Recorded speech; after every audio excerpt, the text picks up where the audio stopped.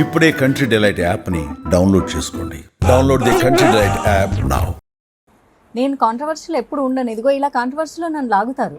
అంటే ఈ భారతదేశంలో నాకు నిజంగా అర్థం కాదు. భారతదేశంలో ముస్లింలు స్వేచ్ఛగా వాళ్ళ కోసం ఒక సొంత రాజకీయ పార్టీ పెట్టుకొని ప్రచారం చేసుకుంటారు, ఎవరేమనరు. వాళ్ళ స్పీచ్లు మాట్లాడుకుంటారు, ఎవరేమనరు. వాళ్ళు నమాజులు చేసుకుంటారు, వాళ్ళ అల్లా గురించి మాట్లాడుకుంటారు, ఎవరేమనరు. అలాగే క్రైస్తవులు కూడా వాళ్ళ కోసం సొంత పార్టీలు పెట్టుకుంటారు, వాళ్ళు చర్చిల గురించి మాట్లాడతారు, ప్రతి హిందువుల ఇంటికి వచ్చి మతం మారమని ఫోర్స్ చేస్తారు, నాకు ఎవరేమనరు. అరే నేను 19A ఆర్టికల్ని ఉపయోగించుకొని చాలా సభ్యత అయినటువంటి భాషలో ఇలాగా సాయిబాబా గురించి ఒక నిజం చెప్పాను. నిజం చెప్తే కూడా కోపం వస్తుంది జనాలకి. స్వాతంత్రపు అండ్ వాక్ స్వాతంత్రపు హక్కును వాడుకోవద్దు అని నన్ను కాంట్రవర్షియల్లోకి పుల్ చేసి మాధవిలత ఈజ్ ఆల్వేస్ కాంట్రవర్షియల్ అంటారు చూడు. That is the issue. I'm not controversial, people are making it controversial. Social cool sweet heart actually.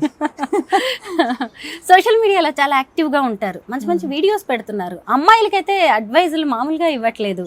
మరి ఎంతమంది ఫాలో అవుతున్నారో ఏంటో తెలియదు, కానీ మీరు ఏది పెట్టినా కానీ వైరల్ అవుతూ ఉంటుంది. అలాగే నెగిటివ్ కామెంట్స్ కూడా వస్తూ ఉంటాయి. మాధవిలత గారు వాటిని ఎలా ఫేస్ చేస్తూ ఉంటారు? అంతే, లైక్ మూడ్ అంతా నార్మల్గా ఉన్నప్పుడు నవ్వుకుంటాను వాటిని చూసి. మూడ్ స్వింగ్స్ అనేవి అమ్మాయిలకి చాలా కామన్గా ఉంటాయి కదా, హార్మోనల్స్ అప్ అండ్ డౌన్స్ అయినప్పుడు.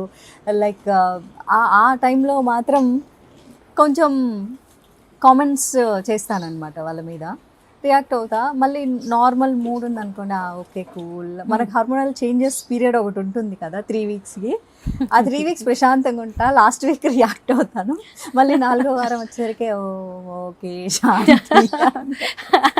అయితే పిఎంఎస్ అనేది మీ విషయంలో చాలా సీరియస్ గా ఉంటుంది. చాలా ఉంటుంది. ఆ పిఎంఎస్ వచ్చింది అంటే ఆ మూడ్ స్వింగ్స్ కౌంటర్ బ్యాక్స్ పడిపోతూ ఉంటాయి సోషల్ మీడియాలో.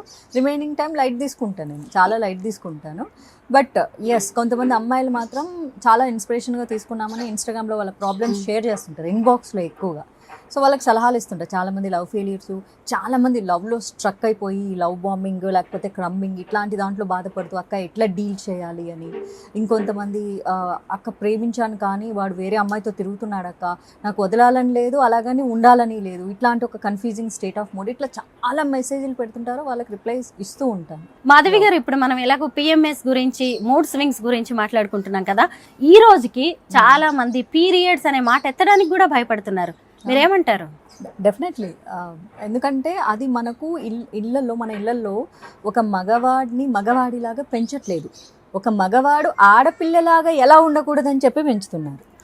సో ఒక తల్లి ఫస్ట్ మొదటగా తను ఒక ఆడది, తనకి తనే సిగ్గుపడిపోయి తను ఎందుకు సిగ్గుపడుతుంది, వాళ్ళ తల్లి అలా పెంచింది కాబట్టి. అలా కాకుండా ఇక్కడ అమ్మాయి అనేది నీతో పాటు కో ఎగ్జిస్టింగ్ క్రియేచర్ అని చెప్పి పెంచాలి. సో నువ్వు కో ఎగ్జిస్టింగ్ క్రియేచర్ అని చెప్పి పెంచట్లేదు. నువ్వెందుకు ఆడపిల్లలాగా ఏడుస్తున్నావు, నువ్వు ఏడవకూడదు. నువ్వెందుకు ఇలా ఎందుకు ఇట్లా కొంచెం ఇట్లా వయ్యారంగా మాట్లాడుతున్నావు, ఆడపిల్లలాగా మాట్లాడకూడదు. నువ్వు ఎందుకు ఇంత సెన్సిటివ్గా ఉన్నావు, ఆడపిల్లలాగా ఉండకూడదు. వాడు మొగోడు, వాడు బయటికి పోతాడు, ఎన్ని గంటలకైనా వస్తాడు, నువ్వు ఆడపిల్లవు, నువ్వు పోకూడదు. నువ్వు అట్లా కాదు, మన చెల్లిని అక్కని అట్లా పంపించకూడదు. ఇలా కాకుండా అరే బయట కూడా నీ అక్క చెల్లెలు లాంటి వాళ్ళ నువ్వు ప్రొటెక్ట్ చేయని చెప్పాలి. ఆడు తిరుగుతాడు నువ్వు తిరగకూడదు అని చెప్తున్నారు, కానీ బయట నీకు ఏమన్నా పని మీద వేరే ఆడపిల్లలు కనిపిస్తే నువ్వు ప్రొటెక్ట్ చేయి. ఎందుకంటే తను కూడా నీ ఇంట్లో పెరిగిన లాంటి ఆడపిల్ల. ఎప్పుడు చెప్పాలి? 25 ఏళ్ళు వచ్చాక చెప్పకూడదు, ఆడికి 3 ఏళ్ళు ఉన్నప్పటి నుంచి చెప్పాలి. అప్పుడు చెబితేనే అవుతుంది. అన్నీ చెప్తూ ఉండాలి. ఇంట్లో అక్కో చెల్లో కజినో ఇంకెవరో ఉంటారు కదా, పీరియడ్స్ వస్తాయి, ఎందుకు వస్తాయి, దిస్ ఈజ్ సైకిల్, అది వస్తేనే పుట్టుకనేది అని చెప్పగలగాలి. ఇది అపవిత్రం కాదు, ఒక ట్యాబూనే. అంటే మన పెద్దవాళ్ళు యాక్చువల్లీ ఈ ట్యాబూ వెనక ఉన్న అసలు నిజం ఏంటి, ఆమెకి రెస్ట్ ఇవ్వాలి. ఆ 3 రోజులు ఆమె రెస్ట్ తీసుకుంటే తర్వాత మిగిలిన లేకపోతే 3-5 రోజులు రెస్ట్ తీసుకుంటే ఆ 25 రోజులు ఇంట్లో కుక్క పని చేస్తారు తను. మళ్ళీ 5 రోజులు రెస్ట్ తీసుకుంటే ఆమె శరీరం బూస్టప్ అవుతుందని చెప్పేసి ఆమెకు రెస్ట్ ఇచ్చేవాళ్ళు.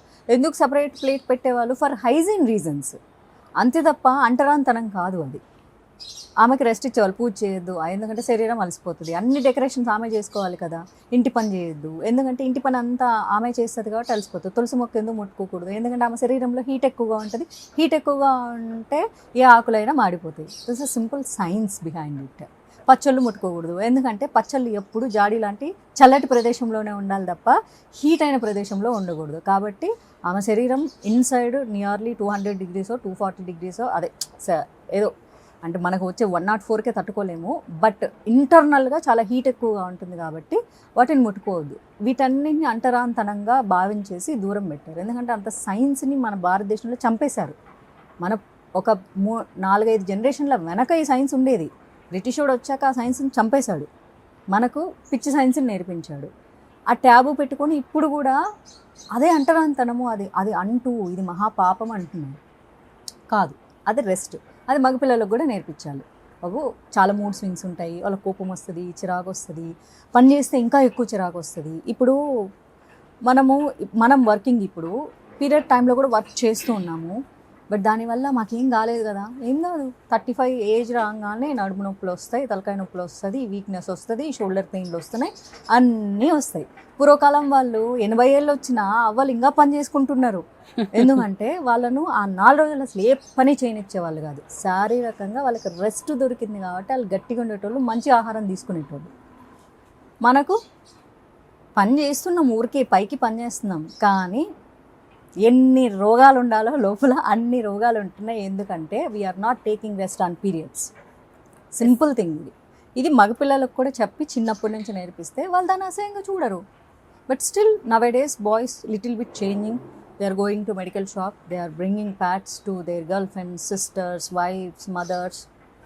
కంఫర్టబుల్గా మాట్లాడగలుగుతున్నారు. ఎందుకంటే సృష్టి ఎక్కడి నుంచే మొదలవుతుంది. సృష్టిని అసహించుకునే పని మగాడికి నేర్పేవు.